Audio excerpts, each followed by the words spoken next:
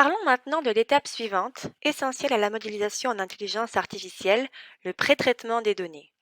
Le pré-traitement est une étape nécessaire qui garantira que les données sont adaptées à une utilisation dans le processus de modélisation. Sans pré-traitement approprié, il peut être difficile d'adapter un modèle aux données. L'étape de pré-traitement de la modélisation peut inclure la réduction des données, le nettoyage des données, la transformation des données et le fractionnement des données. Le fractionnement des données est utilisé dans toutes les applications de modélisation. Les étapes de pré-traitement dépendent de la série de données que nous avons.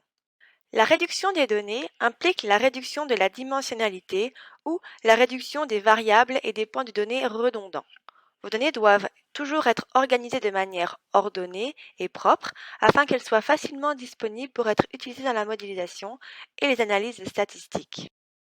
On peut faire une réduction des données, mais cela ne doit pas compromettre l'intégrité des données d'origine. L'objectif de la réduction des données n'est pas de choisir les données les plus intéressantes ou les plus utiles. La réduction des données est une tentative de rendre la quantité et la présentation des données plus faciles à gérer tout au long du processus de modélisation. Il y a deux approches pour la réduction des données dans la modélisation environnementale, l'échantillonnage des données et la sélection des caractéristiques.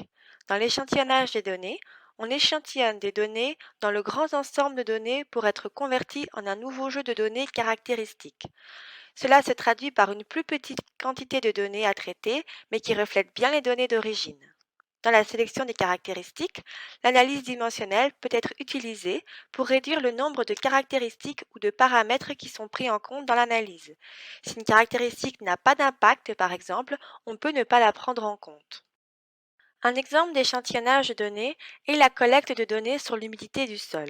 Un tensiomètre collectera fréquemment des mesures automatiquement, ce qui entraîne des centaines de points de données par jour.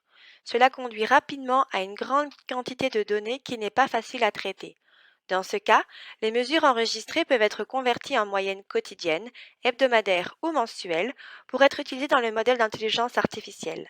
La modification qui a été appliquée à l'ensemble des données ici n'a pas altéré l'intégrité des données d'origine. Elle est simplement regroupée dans un nouveau paramètre qui facilite la gestion des données. Dans la sélection des caractéristiques, nous essayons d'utiliser l'analyse dimensionnelle et l'expertise sur le terrain pour réduire le nombre de paramètres ou de caractéristiques. Il peut être possible, grâce à la consultation d'experts sur le terrain ou de la littérature, d'identifier des paramètres moins importants dans votre étude. Dans ce cas, il peut être possible d'éliminer ces paramètres pour réduire le nombre de données que nous devons traiter. Nous voulons donc sélectionner les paramètres qui auront la plus grande importance pour la variable cible. Par exemple, les précipitations sont une caractéristique importante dans la modélisation de l'humidité du sol, mais les données sur l'activité sismique peuvent être moins pertinentes et ne pas être prises en compte. Des fonctionnalités non pertinentes peuvent avoir un impact négatif sur nos modèles. Le modèle essaiera d'analyser la façon dont cette fonctionnalité est liée à la sortie prévue, ce qui peut la faire dévier de la meilleure correspondance lorsque des fonctionnalités plus importantes sont considérées. La réduction des données est une tâche très délicate et ne doit être effectuée qu'en consultation avec un expert du domaine. Vous ne devez pas réduire les données sans cette consultation, au risque de perdre des fonctionnalités importantes qui ont un impact sur la sortie. Si vous n'avez pas cette expérience, considérez tous les paramètres dans votre analyse. Ceci est un exemple d'étude sur l'affouillement et le transport des sédiments. Une analyse dimensionnelle des paramètres de transport des sédiments a été effectuée pour réduire le nombre de caractéristiques. Dans ce cas, en réduisant la dimensionnalité des variables, le nombre d'entrées des paramètres a été réduit de 2. En utilisant nos connaissances professionnelles, un consultant ou un expert du domaine, il est possible de regrouper les paramètres non dimensionnels en fonction de la manière dont ils caractérisent et affectent les propriétés d'écoulement. À partir de cette catégorisation, nous pouvons utiliser notre jugement d'expert pour sélectionner les fonctionnalités les plus importantes à utiliser dans le développement du modèle. Prenons par exemple un ensemble de 10 variables d'entrée pour la modélisation du transport des sédiments. Si nous réduisons les données à un ensemble de 4 paramètres significatifs, nous avons un sous-ensemble des données d'origine qui est toujours représentatif. Il n'est pas toujours possible de sélectionner et de catégoriser les fonctionnalités les plus importantes, mais c'est un outil que nous pouvons utiliser pour réduire les données. Si ce n'est pas possible, l'analyse dimensionnelle est toujours utile et nous aide à réduire le nombre de caractéristiques à considérer dans le modèle. Voici un résumé des mesures qui ont été prises dans cette étude pour réduire les données. L'analyse dimensionnelle a réduit le nombre d'entrées par deux et la catégorisation des caractéristiques et la sélection, basée sur le jugement professionnel, ont été utilisées pour réduire davantage le nombre de paramètres d'entrée considérés dans le modèle. La réduction des fonctionnalités utilisées peut aboutir à un modèle plus efficace. Le nettoyage des données implique la correction des problèmes de qualité des données, y compris l'imputation des données manquantes et la suppression des valeurs aberrantes ou incohérentes. Les valeurs aberrantes sont des observations inattendues ou des anomalies dans vos données. Ces observations s'écartent fortement de l'observation attendue. On peut utiliser d'autres termes tels que des anomalies ou déviants. Un problème que nous rencontrons est de savoir comment localiser et identifier les points de données éloignés dans notre ensemble de données. Ce sont les points de données qui s'écartent considérablement des autres données de l'échantillon. Vous ne devez pas supprimer un point de données simplement parce que vous pensez qu'il s'agit d'une valeur aberrante ou parce que vos données sont plus précises sans ce point. Ces points de données peuvent représenter des données valides qui devraient être prises en compte dans l'analyse de modélisation. Il est important de noter qu'une valeur aberrante peut indiquer une mauvaise donnée ou non. Par exemple, dans votre travail expérimental au laboratoire, un instrument pourrait avoir été mal ajusté ou non étalonné et enregistrer un résultat énorme qui n'est pas du tout réaliste. Dans ce cas, si vous pouvez discerner que le point éloigné est erroné à partir de vos techniques de laboratoire ou de votre instrumentation, vous pouvez le supprimer ou corriger la valeur. Malheureusement, dans de nombreux cas, il n'est pas possible de déterminer si un point périphérique représente une mauvaise donnée. Vous pouvez avoir obtenu ces données de sources ouvertes ou d'activités expérimentales antérieures et ne pas avoir d'informations sur leur collecte. De plus, les valeurs aberrantes ne sont peut-être pas des mauvaises données, elles peuvent indiquer des variations aléatoires importantes pour votre activité de recherche. Les valeurs aberrantes peuvent donc être décrites comme un ensemble d'observations qui contrastent avec les observations attendues. Elles peuvent être logiquement justifiées en utilisant notre jugement et nos connaissances professionnelles. Donc, avant d'éliminer les points que vous avez considérés comme des valeurs aberrantes, il est important d'essayer de comprendre comment et pourquoi ces points sont apparus. Par exemple, si vous mesurez la turbidité de l'eau et obtenez d'énormes pics, vous devriez essayer de comprendre si cela est causé par des fluctuations naturelles de l'eau, des tempêtes, des rejets dans le ruisseau, ou si c'est une erreur d'instrumentation. Vous pouvez peut-être discerner des erreurs dans vos pratiques expérimentales et empêcher que de telles mesures ne se reproduisent, ou mieux encore, comprendre un phénomène récurrent. Voici quelques données concernant le débit de la rivière Bow située en Alberta. Vous pouvez voir que la série temporelle s'étend sur 17 ans. Sur ce graphique, il y a deux grands pics entre 2005-2006 et 2013-2014. Celles-ci s'écartent nettement des valeurs moyennes qui ont été collectées au cours de la série chronologique. Vous pourriez vous demander si ces éléments constituent des valeurs aberrantes. En réalité, ces points constituent des événements d'inondation survenus en juin 2005 et 2013. Ces inondations sont des choses que nous voulons modéliser et pouvoir prédire en utilisant nos modèles d'intelligence artificielle pour protéger le public. En considérant ces points comme valeurs aberrantes, nous retirerions des données importantes dans notre étude. Cela démontre l'importance de comprendre les données et d'essayer de déterminer la cause de toute anomalie dans les données. Plusieurs façons de détecter et de gérer les anomalies consistent à utiliser des approches de découpage basées sur les statistiques. Les approches plus avancées, incluant l'utilisation de modèles basés sur la classification, tels que SVM ou du plus proche voisin, sont aussi utilisées. Qu'est-ce que le trimming ou découpage? Le découpage ou rognage est la suppression des points de données éloignés de l'ensemble de données. Nous coupons le point de données de son ensemble et de ses considérations futures. Cela ne doit être utilisé que lorsque nous avons des erreurs connues de nature évidente.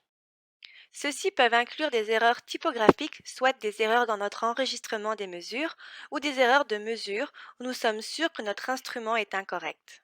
Sur cette diapositive se trouvent deux ensembles d'observations de données anormales. Sur le graphique de droite, il y a une courbe de type parabolique claire avec un seul point de données éloigné.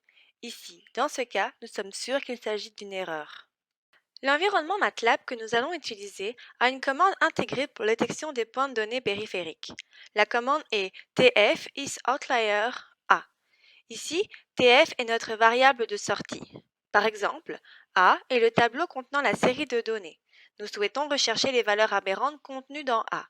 Vous pouvez définir A en tant que tableau avant d'utiliser la commande isOutlier ou vous pouvez saisir manuellement la série de données entre crochets. Si A est une matrice, la commande fonctionnera sur chaque colonne séparément.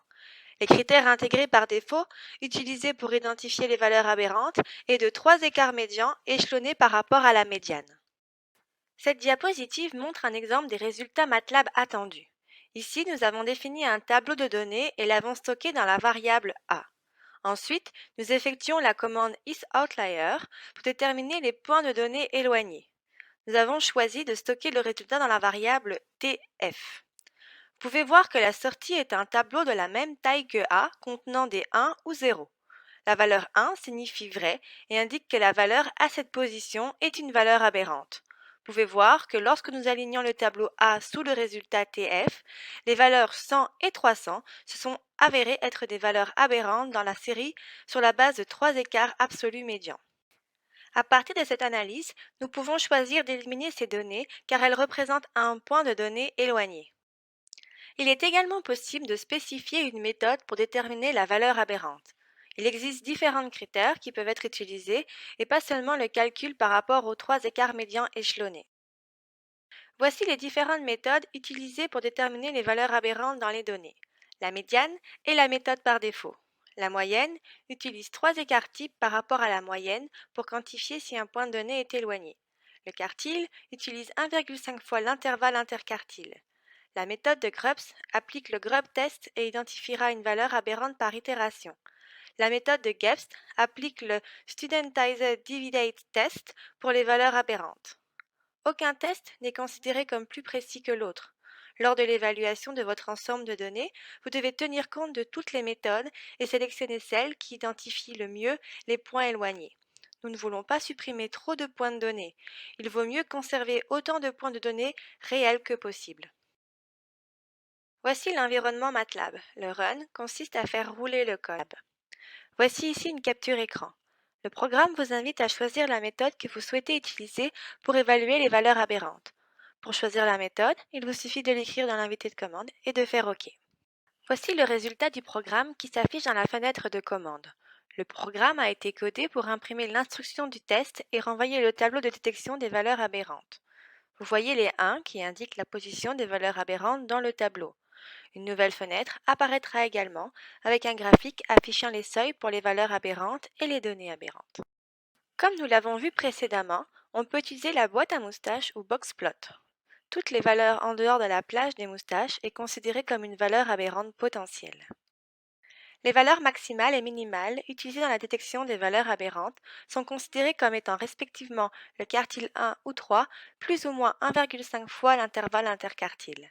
Toute valeur en dehors de cette région est considérée comme éloignée. Les valeurs en dehors de la plage des moustaches sont indiquées sous forme de points. Celles-ci sont considérées comme des valeurs aberrantes possibles. Le point le plus éloigné de la clôture est considéré comme probablement aberrant. Nous vous conseillons d'utiliser 3 fois l'intervalle interquartile pour la détection des valeurs aberrantes. Nous souhaitons supprimer le moins de valeurs aberrantes possible. En utilisant cette formule, nous pouvons supprimer le moins de valeurs aberrantes possible. Voyons maintenant comment construire une boxplot avec MATLAB. La fonction boxplotx créera une boxplot à partir des données contenues dans la variable x. Si les données stockées dans x sont une matrice, le programme créera un boxplot pour chaque colonne de la matrice. Sur cette diapositive et les suivantes, vous trouverez le pseudocode MATLAB qui permet de sortir un boxplot. XLSRead est la fonction utilisée pour lire les données de votre feuille Excel. On enregistre ces données dans la variable A. Puisque A est une matrice, chaque colonne sera lue individuellement et stockée dans les variables A1, A2, A3 et A4. Nous pouvons ensuite appeler notre fonction boxplot. Ici, nous entrons le nom des colonnes du tableau dans le boxplot. MATLAB va créer une boîte à moustaches pour A1, A2, A3 et A4 séparément. Noct permet de modifier la forme de la boîte à moustaches, surtout à l'endroit où ils se rétrécissent jusqu'à la ligne médiane. C'est une caractéristique purement esthétique. L'entrée Labels vous permet de nommer l'axe X du graphique boxplot. Les étiquettes de l'axe X sont ensuite placées à la boîte à moustaches sous forme de chaîne de caractères. Vous pouvez également coder votre propre fonction pour créer une boxplot sans utiliser la fonction intégrée. Ici, les quintiles et les limites supérieures et inférieures doivent être calculés pour chaque modèle. Voici un exercice pour vous. Ouvrez votre code et exécutez le code boxplot MATLAB. Voici les résultats du pseudocode MATLAB. Un boxplot est créé pour chaque colonne de données. Les étiquettes M1, M2, M3 et M4 sont placées sur les axes des X.